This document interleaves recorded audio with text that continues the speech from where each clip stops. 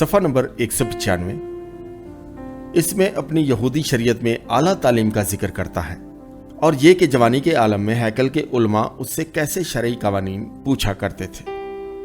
سن 62 عیسوی میں جب جوزفس 26 سال کا تھا، اس نے یہودی کاہنوں کی رہائی کے لیے، جنہیں نیرو نے قید کروا دیا تھا، روم میں یہودی نمائندوں کی جماعت کی رہنمائی کی تھی، جسے جوزفس ایک فضول الزام گردانتا تھا۔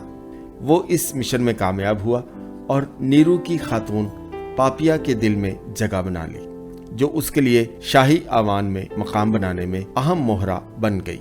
4 سال بعد جب یروشلم میں انقلابی تحریک گھر کر گئی تو جوزفس نے جنگ کی مخالفت کی کہ وہ کچھ نہیں حاصل کر سکتی، اور یہی بات سردار کاہن اور فریسیوں نے بھی کی۔ بعض مورخین اس بات پر متفق نہیں۔ وہ کہتے ہیں کہ جنگ سے نا امیدی کا سبب یہودی ناکامی تھی، کیونکہ وہ نہ تو پڑوسی رومی صوبوں کے باغی عناصر سے اور نہ ہی فرات سے پرے قدیم فارس کی سلطنت سے سمجھوتا کر سکے۔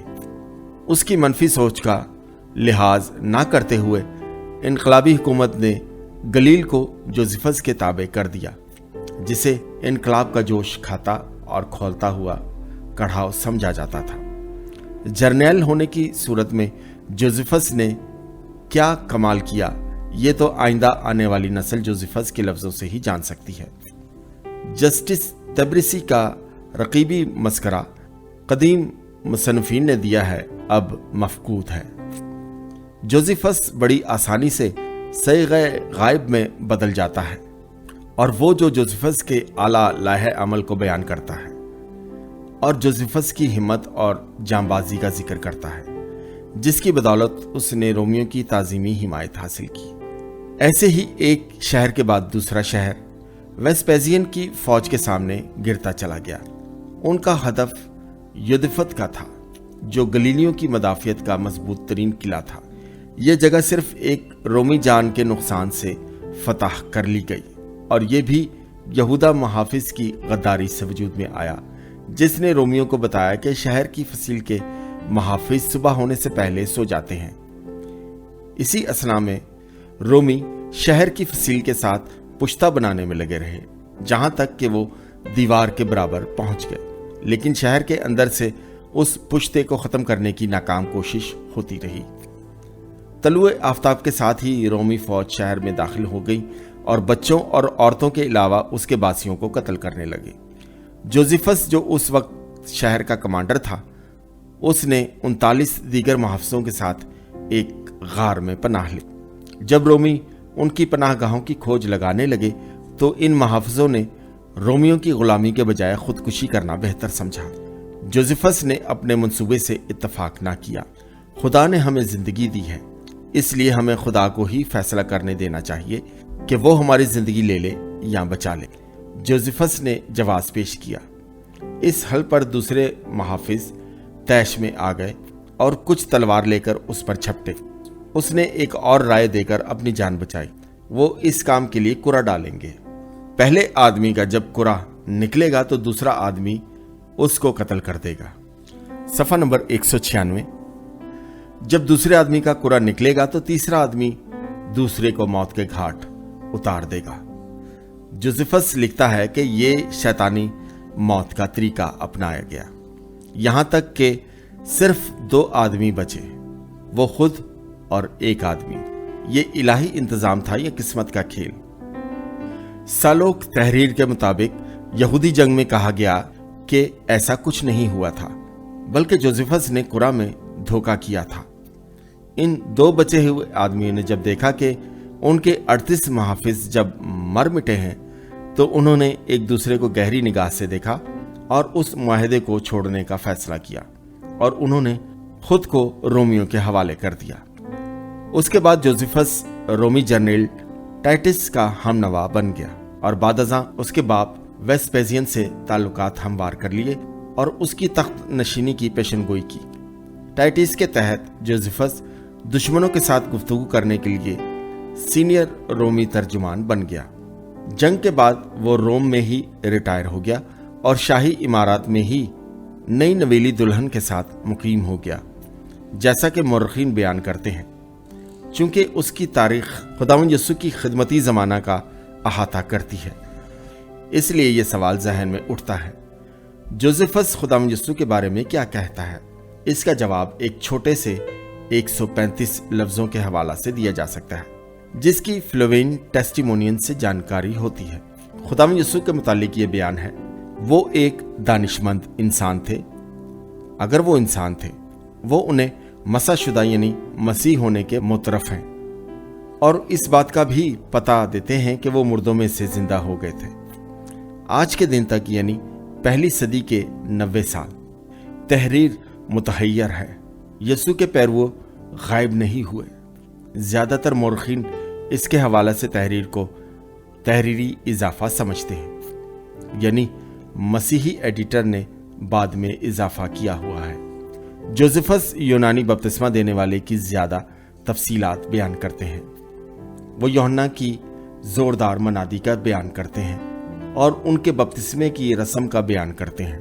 جوزفس اسے گناہ کی معافی کا ذریعہ نہیں سمجھتے، بلکہ بدن کا مخصوص کرنا جو اچھے اور نیک کاموں سے پاک ہوا ہے۔ ہیرودیس انتپاس نے یوحنا کو مروانے کا حکم دیا، جو ممکن ہے لوگوں کو انقلابی بغاوت پر آمادہ کرتے تھے۔ جوزفس کہتا ہے، یہ ایسی توضیح ہے جو کتاب مقدس سے مختلف ہے۔ اب جبکہ حملے کا نشانہ ہیرودیس کا محل تھا، رومی مدافعتی فوج نے شرائط کا تقاضا کیا۔ یہودی اور اگرپا کی فوج کو جانے کی اجازت دے دی گئی، جبکہ رومی دستے محل کے برجوں میں محصور ہو رہے، لیکن وہ محاصرے کا مقابلہ کرنے کے قابل نہ تھے۔ اس لیے ان کے کمانڈر نے عارضی جنگ بندی کے لیے کہا۔ اس نے کہا اس کے دستے اپنے ہتھیار ڈال دیں گے اگر ان کی جان بخشی کی جائے۔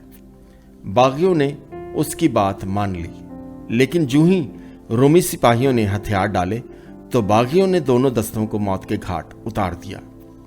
انتونیو اور مسادہ میں دونوں دستوں کے قتل اور عہد شکنی کی خبر روم تک پہنچ گئی، تو روم نے جلد ہی سخت اور منظم انتقامی منصوبہ بندی کی۔ انتونیا اور مسادہ میں باغیوں کی دونوں دستوں پر تشدد اور قتل و غارت کی خبریں روم تک پہنچ گئیں۔ جلد ہی حکومت نے خوفناک انتظامی منصوبہ تیار کر لیا۔ باغی محض اپنی موجودہ فتح کو دیکھ پائے، مگر اس کے رد عمل کو نہ دیکھ سکے۔ مناہم نے حنانیہ کو قبضہ میں لے کر قتل کر ڈالا، جو مخالف جماعت کا سربراہ تھا اور الیعزر کا باپ تھا۔ اس کے اس کارنامے نے اسے بہت متکبر بنا دیا، جیسا کہ جوزفس کہتا ہے کہ وہ وحشیانہ طور پر ظالم بن گیا۔ الیعزر اس شان و شوکت سے نفرت کرتا تھا۔ وہ کہتا تھا کہ یہودی رومی غلام اتارنے کا کیا فائدہ جب دونوں کے غلام بن جانا ہے۔ جیسا کہ مناہم بڑے اعلیٰ لباس میں ہیکل کو جا رہا تھا اور اس کے مصاحبین اس کو گھیرے تھے، تو عوام اس کو گالیاں دینے لگے اور اس پر پتھر برسانے لگے۔ جوزفس کہتا ہے کہ یہ الیعزر کی اس وجہ سے حمایت نہ کرتا تھا کہ وہ اس سے بغاوت کو روکنے کی امید رکھتے تھے۔ مناہم کا جتھا تتر بتر ہو گیا اور ان کے رہنما کو اتنی اذى رسانی کی کہ وہ مر گیا۔ اب باغ ڈور نائب گورنر سیسسٹیس کے ہاتھ آ گئی تاکہ حالات کو معمول پر لائے۔ اس نے 30,000 کی فوج تیار کی، جس میں 12واں دستہ بھی شامل تھا، اور اس کے علاوہ دوسرے 2 دستوں کے 2,000 افراد بھی تھے۔ اس فوج نے عید خیام کے موقع پر جنوب میں مشرق کی طرف پیش قدمی کی۔ اچانک شہر سے ہزاروں یہودی ان کے مقابل نکل آئے، جو غیر تربیت یافتہ تھے، لیکن وہ اتنے جوش و خروش سے نکلے کہ انہوں نے رومی فوج کو بے خبری میں جا لیا اور 500 جانوں کو ہلاک کر دیا، اور پھر پہاڑیوں میں گھات لگا لی جہاں سے وہ اس رومی عظیم فوج پر نظر رکھے تھے۔ اسی دوران اگرپا نے رومیوں کی طرف سے اپنے 2 دستوں کو بھیجا کہ اگر باغی ہتھیار ڈال دیں تو انہیں معافی مل سکتی ہے۔ باغیوں نے اس کے ایک دوست کو قتل کر دیا اور دوسرے کو زخمی۔ وہ پہاڑی سے اتر کر شہر میں لوٹ آئے۔ یہاں خاندانی دشمنی اتنی شدت سے پھوٹ نکلی کہ بہت سارے باغی خوفزدہ ہو کر وہاں سے بھاگ گئے۔ سیسسٹیس نے دیواروں کے خلاف اتنی کاروائیاں کی کہ لوگ پھاٹک کھولنے کے لیے تیار ہو گئے، لیکن پھر ایک تاریخی بدلاؤ آیا جس نے جواز و مورخین کو چونکا کے رکھ دیا، یعنی سیسیٹیز پیچھے ہٹ گیا۔ اس کا تقریباً کوئی نقصان نہ ہوا۔ اس نے شہر کا محاصرہ کر رکھا تھا اور اسی دن جنگ ختم کر سکتا تھا، پھر بھی اس نے چھوڑ دیا۔ وہ اپنی فوجوں کو سپلائی مہیا کرنے کے لیے پر یقین نہ تھا، جیسا کہ بعض مورخین تصور کرتے ہیں، اور بعض اس کے پیچھے ہٹنے کو موسم کی خرابی بتاتے ہیں، لیکن جوزفس اسے الہی رضا مانتے ہیں۔ وہ کہتا ہے کہ یہ خدا کی مرضی تھی کہ شہر مکمل طور پر تباہ ہو جاتا۔ اس نے اپنے قدیم مقدس کو چھوڑ دیا تھا، قسمت نے باغیوں کا ساتھ دیا تھا۔ کیسٹیس کی فوجیں سامان کا بوجھ اٹھائے ہوئے شمال کی راہ پر بوجھل قدموں سے سیسریا کی جانب چل پڑیں۔ جب وہ قطار بنا کر جا رہی تھی تو باغی ان کو مسلسل پتھر برسا کر اور تھکے ماندوں کو نشانہ بنا کر خائف کرتے رہے۔ جہاں ممکن ہوتا وہ ان کا رستہ روک دیتے۔ اس عظیم بارہ نے اپنے جنگی انجن چھوڑ دیے اور ان کی دکھ بھری آہوں کی گھٹی گھٹی آوازیں سنائی دیتی۔ جوزفس نے یہ بیان کیا، یہ ایسی کراہ تھی جو آدمی عموماً مایوسی میں کرتے ہیں۔ کیسیٹیس اب بہت مایوس ہو چکا تھا۔ اس نے 400 محافظوں کو پیچھے چھوڑ دیا اور باقی فوج رات کی تاریکی میں فرار ہو گئی۔ طلوع صبح جب ان کا پرچم لہرا رہا تھا، یہ چھوٹا سا دستہ ایسے جنگی حکم دہرا رہا تھا جیسے ان کی بہت بڑی تعداد ہے، لیکن اس بات سے یہودیوں کو بیوقوف نہ بنایا جا سکا۔ انہوں نے ان محافظوں کا صفایا کر دیا اور بھاگتی ہوئی فوج کا پیچھا کرنے لگے۔ وہ ان کو پکڑ تو نہ سکے، مگر انہوں نے ان کی پتھر پھینکنے والی مشینیں اور دیواریں توڑنے والے آلات اور دوسرے بڑے بڑے جنگی ہتھیار جنہیں کیسیٹس کے فوجی چھوڑ گئے تھے مل گئے۔ انہیں آنے والے مہینوں میں خطرناک ثابت ہونا تھا۔ وہ یہ سارا سامان فتح کے ترانے گاتے ہوئے یروشلم لے آئے۔ 12واں دستہ اس بے عزتی کو لمبے عرصے تک بھلا نہ سکا۔ شہر میں سردار کاہن بڑی شتومت سے اس نتیجے پر پہنچا کہ انقلاب کی سربراہی کو ان جاہلوں اور چوروں کے ہاتھوں سے لینا پڑے گا۔ انہوں نے امن پانے کے غرض سے جنگ کرنے کا فیصلہ کیا۔ وہ یہ امید لگائے تھے کہ عوام اس بات کو سمجھ جائیں گے۔ انہوں نے وثوق سے اس کی پیش قدمی کی۔ پہلے سردار کاہن اناس کو اس کا حاکم اعلیٰ بنایا گیا اور پوری قوم کو 6 فوجی علاقوں میں بانٹ دیا گیا۔ شمال میں گلیل اس کا مرکز تھی۔ خیال کیا جاتا ہے کہ یہ رومیوں کا پہلا ہدف ہوگا، اور اس کی 2 وجوہات تھیں۔ اس لیے کہ اس کی عوام اس علاقے کی سربری اور باغی عوام تھی، اور اس کی زرخیز زمین جنوبی علاقے یعنی یہودیہ کے علاقے اور دارالخلافہ یروشلم کے لیے نان نفتہ مہیا کرتی تھی۔ یروشلم سے 3 آدمی شمال میں بھیجے گئے تاکہ گلیل میں امن بحال رکھ سکیں۔ ایک تو جوزفس تھا جو 30 سالہ کاہن تھا، جس کا کوئی فوجی تجربہ نہ تھا، جو آخرکار رومیوں سے مل گیا اور جنگ کا تاریخ دان بن گیا۔ جوزفس ایک مشکوک چناؤ تھا۔ وہ چند سال پہلے روم گیا تھا، اور جو کچھ اس نے وہاں دیکھا تھا اس سے وہ اس بات کا قائل ہو گیا کہ روم کے خلاف کوئی بغاوت کامیاب نہیں ہو سکتی۔ اس لیے شروع سے ہی اس کی پوزیشن پر بھروسہ نہیں کیا جا سکتا تھا۔ اسے وہ جنگ لڑنی تھی جس کا اسے پہلے سے ہی گمان تھا۔ وہ جیتی نہیں جا سکتی تھی۔ اس معمے سے اس کی باغی لیڈر سے مٹ بھیڑ ہو گئی، جس کا خیال تھا کہ ایسا ہو سکتا ہے۔ وہ تھا گلیل کے گیشالہ کا یوحنا، جو 400 باغیوں کا سرغنہ تھا اور لڑائی کرنا چاہتا تھا، خواہ کسی رومی سے ہو یا کسی یہودی سے، جو کوئی بھی رومیوں سے لڑائی نہیں کرنا چاہتا تھا۔ یوحنا جوزفس کی جگہ مقرر ہونا چاہتا تھا۔ یوحنا نے یہ افواہ پھیلا دی کہ رومیوں کے لیے اپنی قوم کے خلاف غداری کرنا چاہتا تھا۔ جوزفس کی زندگی پر 2 حملے ہوئے اور کچھ عرصہ کے لیے صوبے میں دونوں میں رساکشی ہوتی رہی۔ یوحنا ہی اکیلا یہودی قوم کے جواز کے لیے رقیب نہ تھا۔ یروشلم میں شمعون بن گیوراس जरूरतमंदों के लिए चैंपियन बन के पेश हुआ, जिसने गुर्बत के खात्मे के लिए खुद को वक्फ किया। वो अपनों को ही आराम मुहैया करने लगा। नई हुकूमत में उसे छोटा सा मकाम मिला, फिर उसे बदउनवानी करने के लिए फारिग कर दिया गया।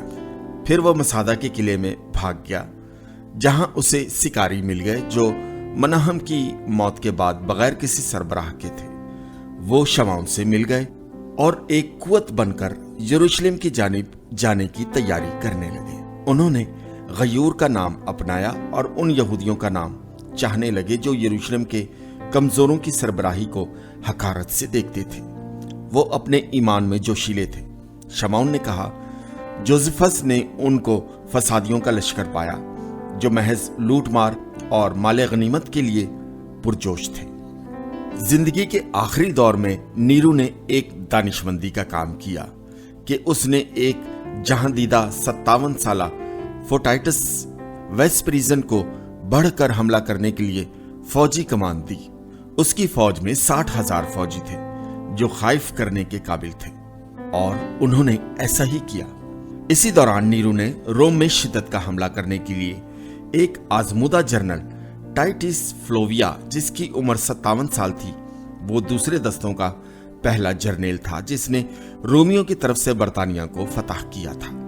और ये जर्नेल रोमी शुरफा के पुरवजा रख रखाव से नफरत करता था, और इसके दोनों बेटे खासकर अपने वालिद का साथ देते थे और जवानी की तवानाई मुहैया करते थे। दोनों बातें ही बिल्कुल दुरुस्त थी। 67 ईस्वी के मौसम बहार में वेस्पजीन ने गलील के मगरिब में बहरे रोम के साहिल पर पटोलीमाइस की फौज को इकट्ठा किया और शाम में 15वां दस्ता बनाया और उसे 10वां फ्रेनिटिसिस और 5वां मकदूनिया को अपने बेटे सिकंदरिया से टाइनिस के तहत इकट्ठा किया।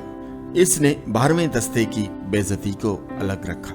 पूरी फौज, जिसमें 23 इमदादी दस्ते शामिल थे, जिनका शुमार 60,000 था। ये फौज मशरिक की तरफ चल दी और गलीली सरहदों पर पड़ाव डाला, जहां उन्होंने दिल दहला देने वाला आदमियों और आलाते जंग, घोड़ों, बिगल, झंडों और जंगी मशीनों का मुजाहरा किया।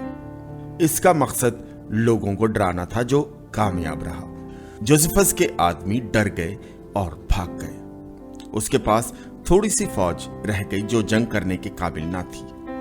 जोसेफस अपनी बाकी मांदा फौज को लेकर बहरा गलील के तिब्रियास की दीवारों के पीछे हो गया और यरूशलेम में एक पैगाम भेजा, इस बात से मतनबे करते हुए कि गलील वेस्पजीन के हमले का मुकाबला नहीं कर सका, इसलिए उन्हें या तो मुनासिब फौज भेजने की जरूरत है या फिर उसे सूबे को उनके हवाले करने की इजाजत दें। इसी दौरान रोमी फौजी ने गलील का बहुत सारा हिस्सा ले लिया। पहले तो उसके बड़े शहर सफोरस पर कब्जा कर लिया और आसानी से यहूदी हमले को रोकने लगे।